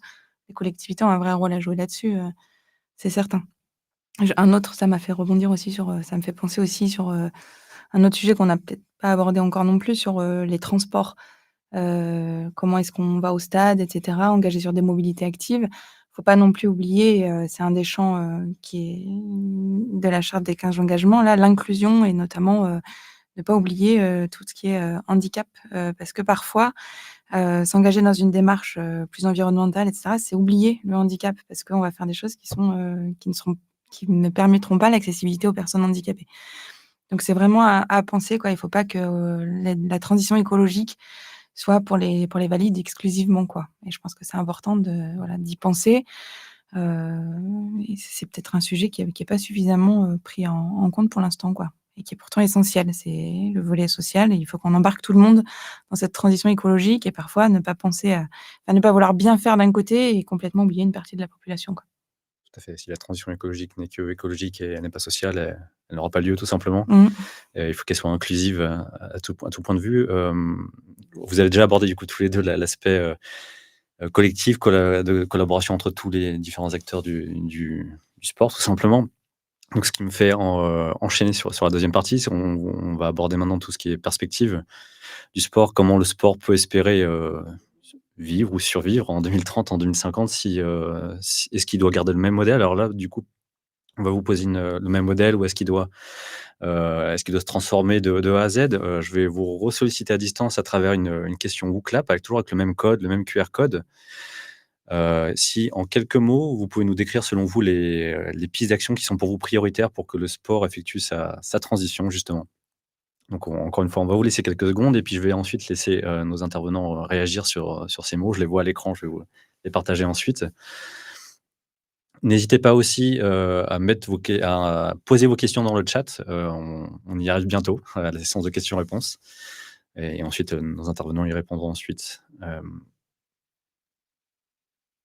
Donc normalement, Maxence a dû activer la question à distance. Je vois, voilà, des réponses qui commencent à arriver. Réduction des transports, moins de compétition, transport des spectateurs. On revient sur les transports effectivement, si on parle en termes d'empreinte carbone évidemment, c'est essentiel. Moins de compétition, les transports, encore les transports. C'est Alors ça bouge pas mal, j'essaie de voir, ça bouge rapidement, de plus en plus vite. Ça influence des sportifs, on en a parlé avec l'exemplarité effectivement, relocaliser, réduire la jauge des compétitions, je suppose.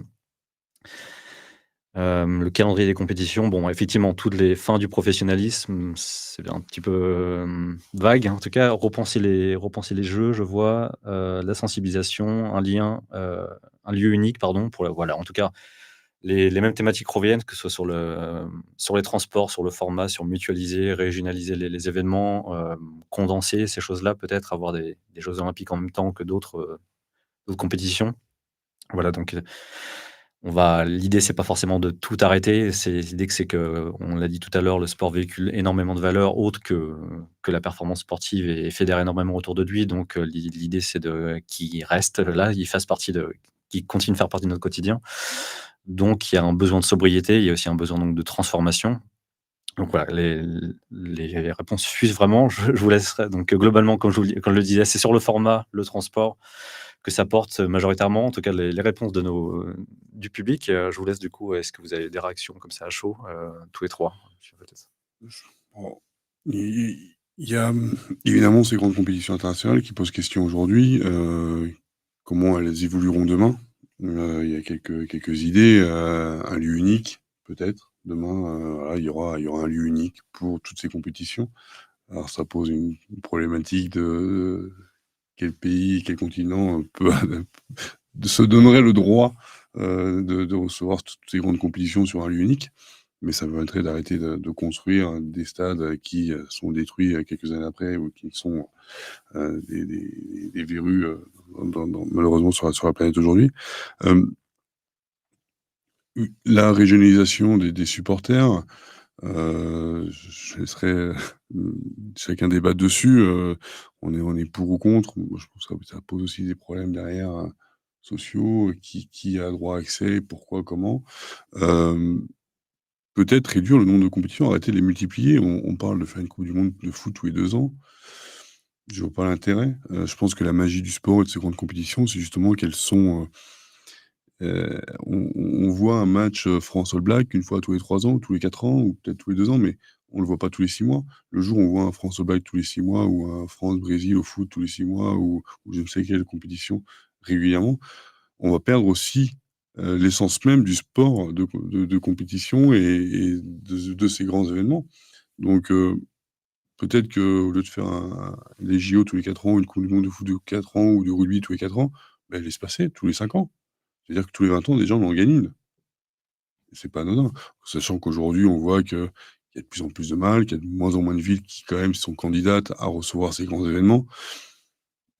Peut-être espacer ces grandes compétitions. Je suis un amoureux du sport, je veux pas qu'elles disparaissent, mais je veux qu'elles se transforment. Il y a plein d'idées aussi, mais je vais laisser chacun débattre là-dessus. C'est intéressant, ça pose la question des financeurs tout simplement. Pour eux, l'intérêt, c'est évidemment d'être présent le plus souvent possible, d'avoir leur nom affiché dans le stade, à la télévision, le plus souvent possible. Donc si on espace encore plus, ça va à l'encontre du modèle économique même de ces compétitions. C'est assez intéressant, ça remet en cause complètement notre conception du sport. Moi, je rejoins assez ce que dit Julien sur le fait de réduire peut-être le nombre de compétitions. C'est un axe, intéressant. Mais je pense que ça concerne pas que les grands événements et on en est tous convaincus à mon avis ici, hein. Et ça concerne, dès le début, même chez les enfants, hein, le nombre de compétitions qu'ils font. Est-ce que quand on fait un sport co, ça sera viable de continuer à faire une compétition tous les week-ends, quoi? C'est une question ouverte, hein. Est-ce que c'est pas sur ces champs-là aussi qu'il faut jouer et diminuer la voilure, quoi? Voilà. Est-ce que d'ailleurs c'est bien, hein, d'un point de vue éducatif pour les enfants, d'être tous les week-ends, sur le pont, pour une compète? Je sais pas, là, c'est vraiment un point de vue, un peu plus personnel mais pas forcément partagé, je peux le comprendre, hein, mais en tout cas, je pense que c'est des questions, et on va y faire face forcément dans les années qui arrivent. On devra se poser la question des déplacements et est-ce que tous les week-ends, c'est viable de maintenir des compétitions? Antoine, sur le football, voilà, est-ce que on sait que les enfants notamment, hein, ils sont tous les week-ends en compète, Ouais. C'est le est-ce sport que c'est viable? le plus intense, d'un point de vue compétition, et suivi, médiatique. Il y a un chiffre qui est très parlant, hein, rien que pour la France, sur un week-end, quand les clubs amateurs vont en compétition, c'est 3 millions de kilomètres parcourus et c'est que la France, c'est que un week-end, c'est que pour les clubs amateurs. Donc je vous laisse imaginer ce que ça veut dire sur une année et sur l'ensemble de la planète. Donc effectivement, il y a un vrai questionnement, sur le fonctionnement général, et on parlait tout à l'heure des instances, des institutions, voilà, il y a des signaux forts à envoyer. Oui, ça questionne. De toute façon, les enjeux de société, à l'heure actuelle, notamment quand on parle du changement climatique et des pollutions environnementales, questionnent tous les acteurs, tous les métiers, tous les secteurs et donc le sport ne peut pas y échapper et ce que je dis souvent, alors après il faut pas dramatiser, mais c'est la réalité. Les Anglais le disent très bien, ils disent: «No planet, no football». C'est-à-dire qu'à un moment donné, les gens ils ont besoin d'abord d'avoir un toit, de manger, de vivre après correctement et après il y a les loisirs et dans les loisirs, il y a notamment le sport et cetera. Donc il faut que les gens se préoccupent de la planète, c'est vraiment une très, très grande priorité. avant de dire, «Oui, je veux aller voir mon match». On a tous envie d'aller voir un match et peut-être même de jouer aussi, pour ceux qui sont joueurs et joueuses, mais la réalité, elle est là. Il y a un ordre logique des choses, donc il faut une planète vivable, une société stable et puis après effectivement on a des loisirs, notamment, du sport. Donc oui, oui, voilà, Mmh. ça questionne énormément de fond en comble. Et donc c'est pour ça qu'on attend aussi de certains acteurs vraiment des signaux très forts. Les citoyens et les citoyennes, je pense qu'ils sont prêts à bouger et puis on a des solutions un peu à gauche, à droite, on les a évoquées ensemble. Il y a déjà des choses qui se passent sur le terrain, après il faut un peu plus les diffuser, voilà. Être un peu plus dans la mesure aussi. On en parlait, hein, mais c'est vrai que, faire des actions, mais sans avoir une mesure précise, régulière, c'est compliqué de savoir si vraiment on progresse. On fait des choses, on pense qu'elles sont bien et cetera, mais il faut quand même se dire: «Oui, bah, mon club ou cette compétition-là et cetera, je mesure régulièrement, l'empreinte carbone, éventuellement d'autres pollutions environnementales liées à ça, les aspects, de justice sociale, qui sont connexes, à ces enjeux aussi environnementaux». Voilà donc et ça, c'est encore, pas assez fréquent. Voilà, il y a pas mal d'acteurs, qui s'y mettent, hein, mais c'est pas encore assez fréquent. La charte aide, les labels aident, voilà, à dire aux gens, «Faites des actions mais aussi mesurées». Donc on sent qu'il y a une bonne tendance. Après il faudrait que ce soit un peu plus diffusé largement encore, et que vraiment tous les acteurs prennent conscience que leur sport, qui est leur passion, hein, souvent pour les gens, et ils y passent beaucoup de temps. Heu, D'ailleurs, je vous cache pas que si on faisait un bilan carbone, par exemple, d'une personne qui fait du football, 2-3 fois par semaine, je pense qu'on serait étonné du résultat. Sur les fameux 10 tonnes de CO2 d'un Français moyen ou d'une Française moyenne, je pense qu'on serait étonné du résultat. Et donc il y a vraiment urgence à agir, mais il faut progresser, dans les signaux forts, dans les outils et surtout après, plutôt motiver les gens. Voilà, on sait qu'il y a une contrainte générale certes, mais il faut motiver les gens et plus ils sont motivés, plus ils se donnent vraiment sur le sujet et nous, c'est ça qu'on cherche sur le terrain, c'est vraiment, comme je disais, passer d'un état de supporter, supportrice à éco-supporter, éco-supportrice, donc que ça soit naturel. Donc on est vraiment, pas sur, on va vous taper sur les doigts, mais voilà, on vous donne tout ce qu'il faut pour agir. Après, je pense que peut-être le signal le plus fort qu'on pourrait envoyer, c'est qu'aujourd'hui, d'inscrire comme valeur universelle du sport la préservation de l'environnement. Le jour où on arrive à inscrire ça comme valeur universelle du sport, ça va découler sur beaucoup d'acteurs et ça va ruisseler, parce que oui, les actions, elles sont mises en place. Il y a beaucoup de choses qui sont faites. Il y a énormément d'actions de terrain qui remontent. Heu, Si on arrive à inscrire que en tant que valeur universelle du sport, la préservation de l'environnement, peut-être qu'on aura fait un pas de plus dans cette, Du coup, ça effectivement, oui, c'est très intéressant comme dans tous les secteurs, pas que dans le sport évidemment, que ça rentre dans les premiers articles de la constitution éventuellement, mais hem, Il y a la force de l'habitude aussi à questionner. Je pense que c'est vraiment quelque Mmh. chose, voilà, les gens, j'ai l'habitude d'aller au stade voir mon match en voiture et je suis bien comme ça et c'est, petit à petit, on va montrer qu'en fait, on peut faire autrement, mais c'est long de changer ça, les habitudes. Les gens, parfois, se demandent même pas: «Tiens, je pourrais faire autrement». C'est: «Moi, je suis comme ça, je le fais et c'est bien». Mais là, voilà, ça va les inciter de plus en plus, voire même ils vont y être obligés petit à petit. Donc il y a ça qui est aussi à bouleverser quoi, la force de l'habitude des gens. Ils le font sans même se dire: «Tiens, si je le faisais autrement, peut-être je serais mieux». Et puis il y a le toujours plus quoi, sans jeter un pavé dans la mare et en faisant de la philosophie à la petite semaine, mais on est dans une société du toujours plus et les gens sont habitués à toujours plus de compétition, toujours plus de voilà, il faut peut-être, petit à petit qu'ils comprennent qu'ils seront pas plus malheureux si ça devient moins, mais peut-être plus sympa quoi, parce qu'on verra les All Blacks France, une fois tous les 5 ans et ça aura encore plus de valeur. Mais voilà, ça des nouvelles façons de réfléchir qu'il faut mettre dans la tête des gens, c'est long. Et voilà, on est face à une société du toujours plus et le sport y est confronté aussi. C'est donc ils veulent toujours plus de compètes, toujours plus de grandiose et ça sera pas viable. Donc il faut les habituer à du grandiose, mais peut-être tous les 5 ans, quoi. Mmh. effectivement, ça D'autant plus qu'en fait, il y a vraiment des outils qui existent pour changer rapidement les comportements maintenant. Mmh. Alors je suis pas un pro, technologie, mais en tout cas, aujourd'hui, si on parle par exemple, des supporters qui vont à un match, il y a des applications sur téléphone, type, Stadium Go, Bobsleigh, qui font qu'on covoiture entre supporters. Alors bien sûr, avant, c'est se pose la question si on y va à pied, en vélo ou en transport en commun. Mais si vous devez y aller en voiture, allez-y plutôt à 5 dans la voiture que tout seul. Donc effectivement, aujourd'hui, il y a des outils qui existent, qui font que les changements de comportement peuvent être assez rapides. Et même très sympa, puisqu'en fait, on recrée de la cohésion sociale, souvent, parce qu'on se motive collectivement. Donc, tout existe, sous la main pour que effectivement les comportements changent. Donc c'est Question même de pas volonté. avant les gens disaient: «Mais oui, mais ça existe pas et cetera», des clubs de foot me disaient: «Mais tu es gentil, mais si nous on veut un ballon, écologique et commerce équitable, ça existe pas». Je dis: «Bah si, en fait ça existe, c'est juste que tu as pas cherché». Donc regarde, il y a ça, ça et ça, il y a une start-up nantaise qui s'appelle Rebond, qui a créé le premier ballon, équitable, commerce équitable et écologique. Ça existe. Après évidemment, il peut y avoir des questions de coûts, des choses comme ça, bon, ça se travaille. Mais en fait, tout existe, tout est là. Donc effectivement, les comportements, aujourd'hui, on peut les changer assez vite, et donc il faut qu'on diffuse d'autant plus, un peu ce savoir, de ce qui existe, pour changer les comportements. Je suis d'accord, tu disais c'est une question de volonté, je suis d'accord, pas que non plus, il y a aussi une question de contexte social, de contexte, aujourd'hui le prix de l'essence va faire changer les comportements Mmh. des gens. Enfin, je pense que ça aura un impact, à terme, c'est sûr, donc il y a aussi ça quand même qui joue. Alors on va se dire: «Les gens le font pas pour les bonnes raisons», peu importe, l'essentiel aujourd'hui c'est qu'ils le fassent quoi, qu'ils changent des comportements ou moi je travaille sur un sujet, c'est le savoir rouler à vélo par exemple. On a vu vraiment son évolution avant Covid, après Covid. Il y a eu une transition de notre vision du vélo, en fait. Avant, d'ailleurs, ce projet-là, il avait une ambition sécuritaire. Il y a trop d'accidents à vélo et donc il fallait qu'on éduque mieux les enfants pour qu'il y ait moins d'accidents. Ah, il y a eu le Covid, on a compris que le vélo était un enjeu, ça a vraiment changé la vision de la société sur le vélo, hein.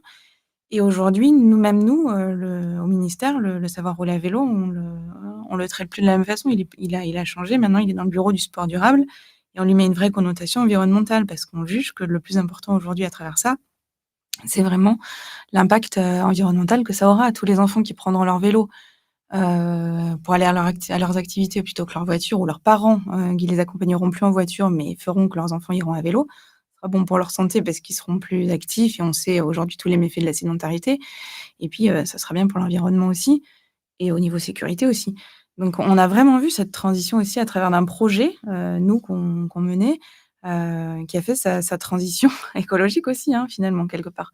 On le traitait vraiment sur le volet sécurité et aujourd'hui il est traité beaucoup plus sur, un enjeu environnemental. Donc c'est intéressant et là c'est vraiment on a vu l'effet Covid et l'effet, bah, tiens le vélo c'est une solution pour se déplacer. Ça a joué, donc le contexte de ce qu'on vit, influence aussi nos comportements, c'est certain. Merci à tous les 3 pour ça. Je vous propose peut-être de Maxence à distance, si tu as des questions à passer aux questions-réponses tout simplement, si tu as des questions à nous proposer. Sinon nous, on en a toujours, sous la main à vous à vous poser évidemment. En attendant que les questions arrivent peut-être, je parle effectivement de volonté, de le fait qu'on mette toujours l'accent sur le côté individuel, sur le supporter et pas la structure et pas le modèle économique et pas les organisateurs. C'est assez symptomatique de l'inaction un petit peu. On essaie de culpabiliser certains et pour ne pas agir et pour pointer les responsables du doigt. Je crois qu'une première question apparaît. Est-ce que les valeurs écologiques sont compatibles avec les valeurs du sport? On a déjà un petit peu évoqué ça, on pourra continuer. Est-ce que cela peut améliorer le rayonnement de sports, de fédérations, de clubs et attirer des licenciés, et autres?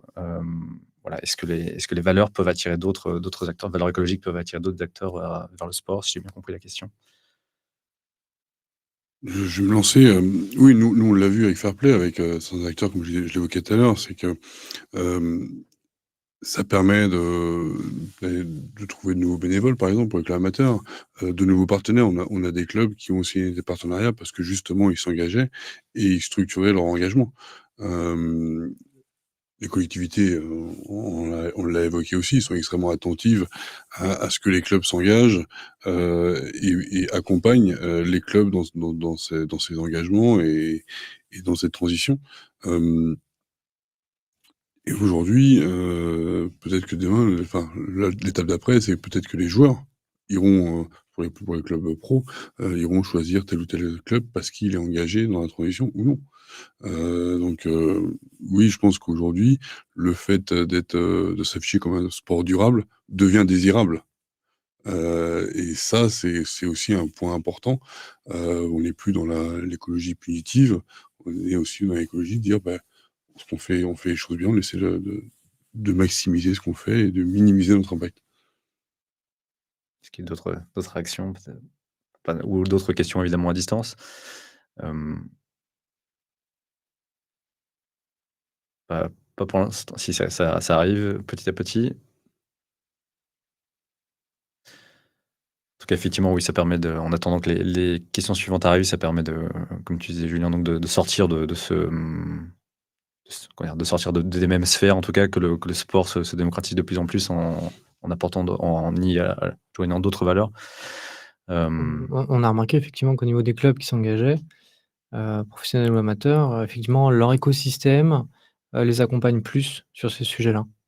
Quand je dis l'écosystème, ça peut être autant des parents de jeunes joueurs que des partenaires économiques, que la mairie, que les riverains d'un stade et cetera, et pour qu'un club et sa communauté évoluent, ou les sportifs en général et le sport en général, oui, entre guillemets, il faut que chacun active un peu ses leviers et que, on voit l'effet collectif. Donc, après, la question des valeurs du sport, c'est comme tout, hein, les valeurs, elles évoluent, en fonction des cultures, de la société, des faits environnementaux, enfin voilà, donc le sport aussi, change, et donc les valeurs évoluent naturellement. Elles se rapprochent, de valeurs qui sont peut-être plus liées effectivement à ce qu'on appelle aujourd'hui la RSE, même si je pense qu'elle l'était déjà beaucoup. Donc voilà, c'est une évolution naturelle des choses, mais c'est vrai que pour accélérer, il faut que tout l'écosystème, d'un club notamment, s'embarque et accompagne, et quand je dis l'écosystème, c'est aussi, les ministères et autres, hein, c'est les strates supérieures. Donc c'est en soi une bonne chose, en tout cas une bonne nouvelle qu'aujourd'hui on voit des acteurs comme ça faire évoluer, certaines valeurs, et qu'ils soient parfois un peu plus sur l'extra-sportif qu'avant. Parce qu'ils appellent ça l'extra-sportif, donc c'est assez, symptomatique. Il y a le sportif et après il y a le reste. Donc nous on n'aime pas forcément cette expression-là, mais c'est celle qu'ils utilisent. Donc on leur dit: «Bah, ça en fait c'est un tout, hein, voilà, il y a pas que le sportif, et en fait votre sportif est très influencé par tout ce qu'il y a autour».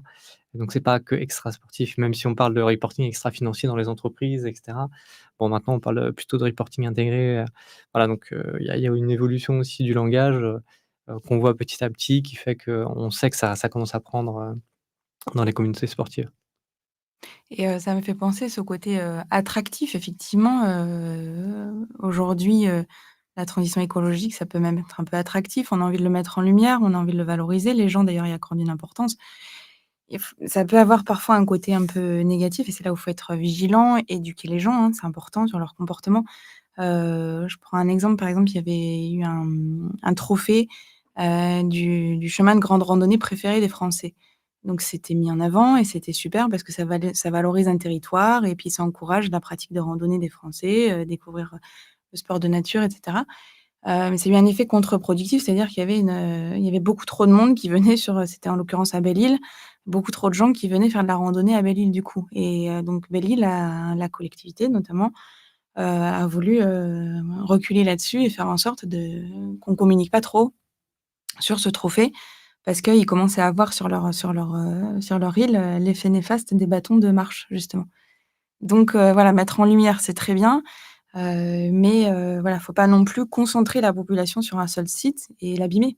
En fait, donc il y a un outil là justement, qui est en train d'être construit, qui est réfléchi, qui s'appelle Outdoor Vision, dont l'ambition est justement d'essayer de montrer que, il y a d'autres sites qui existent, de décaler un peu les sites de pratique et que les gens soient pas uniquement sur certains sites, qui sont très jolis et très attractifs, mais faire aller les gens un peu à d'autres endroits aussi.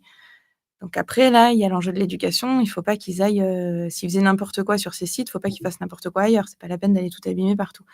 Mais quand même l'ambition est bien et puis ça permet de découvrir d'autres territoires et voilà, donc ça peut être intéressant aussi. Donc ça, c'est l'ambition d'Outdoor Vision et je pense que voilà, il faut pas négliger l'impact, de l'éducation, des gens, qui vont aller découvrir ces nouveaux sites. Mais parfois, voilà, mettre en lumière et rendre trop attractif un site, ça peut avoir des effets, négatifs et bon, qui sont à réguler, hein. C'est pas un problème, fondamental non plus, hein. Donc l'impact des réseaux sociaux typiquement, c'est peut-être pour certaines choses, pour la biodiversité entre autres, c'est peut-être, à réguler effectivement aussi, ouais.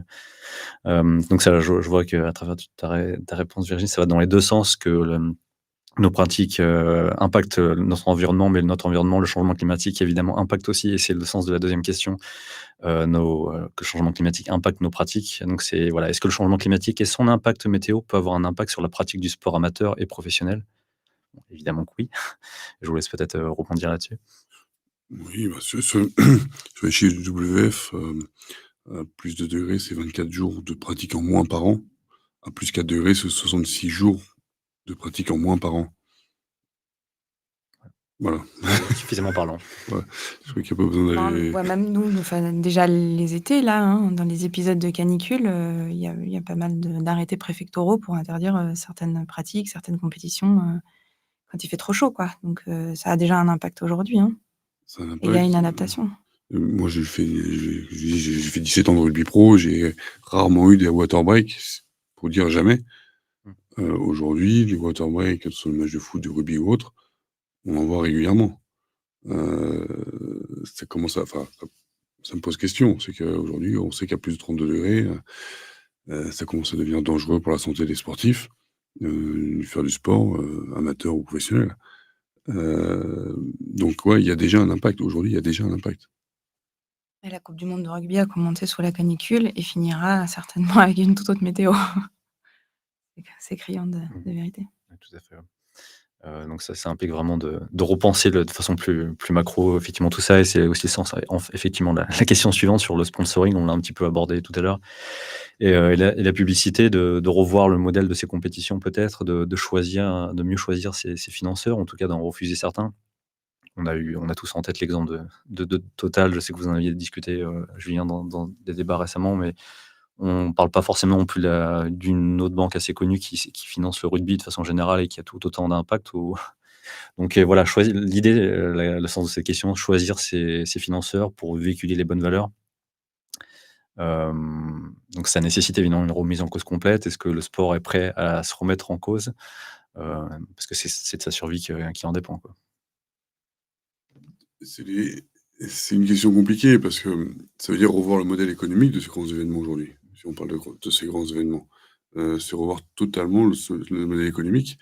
Hem, je Se positionner sur est-ce que Total doit être, financeur ou pas des grands événements sportifs, c'est Total, mais les autres derrière, qui sont plus verts que d'autres, je sais pas, on a construit notre société à travers l'énergie fossile. Donc c'est aussi une question, plus vaste, qu'il faut se poser et comment le sport doit choisir ses partenaires, comment le sport doit réinventer son modèle économique? Peut-être la question qu'il faut se poser, plutôt. Mais là encore, je crois que c'est un ensemble, hein, qu'il faut Oui, voir. bien sûr. C'est-à-dire qu'on peut pas demander à l'organisateur de faire une croix sur un sponsor qui est pas forcément exemplaire. C'est compliqué parce qu'il faut qu'il fasse vivre aussi son organisation et que tous les gens qui viendront le voir seront bien contents de pouvoir profiter de ça. Et les gens qui viendront le voir, prennent leur voiture, utilisent de l'essence et sont bien contents de pouvoir utiliser cette essence au quotidien. Donc, est-ce qu'ils sont prêts aussi à réduire la voilure? Si on veut plus qu'il y ait Total Énergie qui sponsorise, des grands événements, ça veut dire qu'il faut que tout le monde peut-être, prenne moins sa voiture et cetera. Donc c'est aussi il y a le comportement individuel de chacun. Les spectateurs qui vont râler sur le sponsoring de Total Énergie, bah, faut se demander est-ce qu'ils en ont pas besoin au quotidien aussi? Si c'est ça, il faut qu'ils changent aussi leur comportement au quotidien pour faire en sorte que Total Énergie soit moins présent dans nos sociétés. On peut pas demander à l'organisateur de tout faire et de faire une croix sur l'événement qu'il doit faire vivre et dont tout le monde va profiter aussi. Voilà, je crois que c'est vraiment dans tous les sens, en fait. Donc le sponsoring, c'est une question délicate effectivement et il faut avoir une conscience et essayer de cibler des sponsors peut-être plus vertueux. Mais aujourd'hui, est-ce qu'on peut vraiment faire une croix tous autant qu'on est sur, voilà, aujourd'hui, l'énergie fossile, c'est au centre de notre fonctionnement donc on n'a pas passé le cap encore donc dans l'attente, est-ce que tout le monde est capable de ne plus prendre sa voiture le matin, en fait? Mais par contre, utiliser les partenaires, pour justement accélérer cette transition et comme l'a évoqué tout à l'heure Antoine, aujourd'hui les partenaires accompagnent les clubs aussi sur ces sujets-là. Heu, L'affichage classique est en train de disparaître. On le voit bien, enfin, à travers les réseaux sociaux et autres, mettre une pancarte autour d'un stade, ça n'a plus beaucoup de sens. Par contre, qu'est-ce qu'on raconte derrière cette pancarte? Là, ça devient intéressant. Qu'est-ce qu'on raconte et comment Total Energy va accompagner la section paloise dans sa transition? À travers l'installation de panneaux photovoltaïques. Est-ce que c'est bien, pas bien? Ils engagent la transition de la section paloise. Voilà, après chacun juge, est-ce que c'est bien ou pas bien. Aujourd'hui, l'énergie fossile fait partie de notre quotidien. Le micro qui est là a été construit avec, de l'énergie, produite par l'énergie fossile. Surtout tout dépend de l'angle de vue, tout dépend de l'approche micro ou macro qu'on souhaite avoir effectivement. C'est pour ça qu'il y a un vrai enjeu à changer les comportements des individus, d'aller, voilà, surtout oui et effectivement, il y a un côté exemplaire aussi sur quel choix, quelle image on véhicule. Mais il y a aussi le pouvoir de l'individu, hein, c'est important.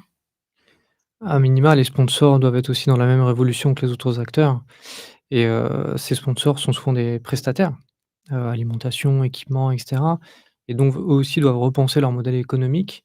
Ça les bouscule parce qu'effectivement, c'est, pour beaucoup des entreprises, qui font la même chose, depuis des dizaines d'années et donc ça doit eux aussi les questionner sur leur modèle économique et ce qu'ils proposent finalement quand ils veulent être sponsors d'un événement sportif ou d'un club et cetera.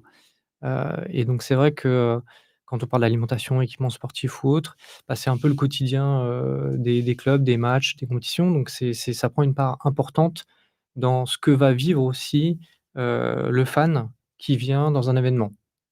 Qu'est-ce qu'il va manger, qu'est-ce qu'il va acheter, comment il va comprendre les choses et cetera donc comment il va venir en transport, voilà.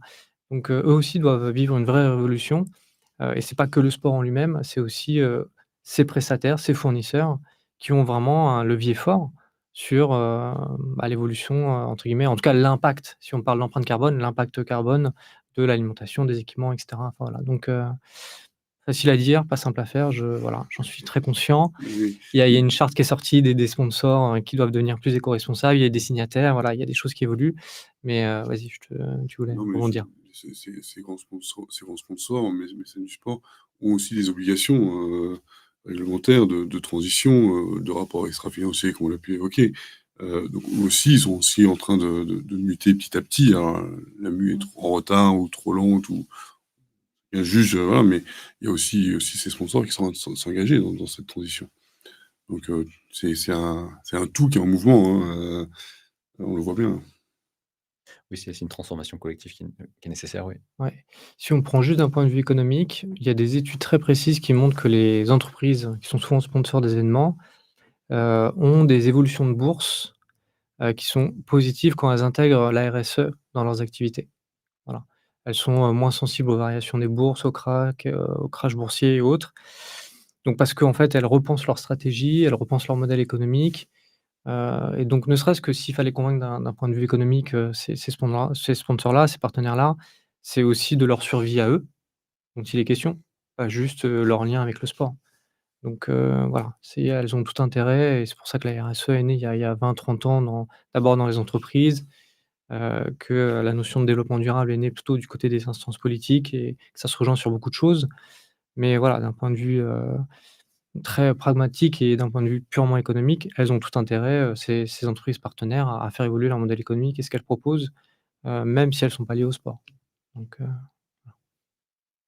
Très bien, merci pour ces retours-là. Je pense qu'on arrive, quasiment au terme de nos échanges.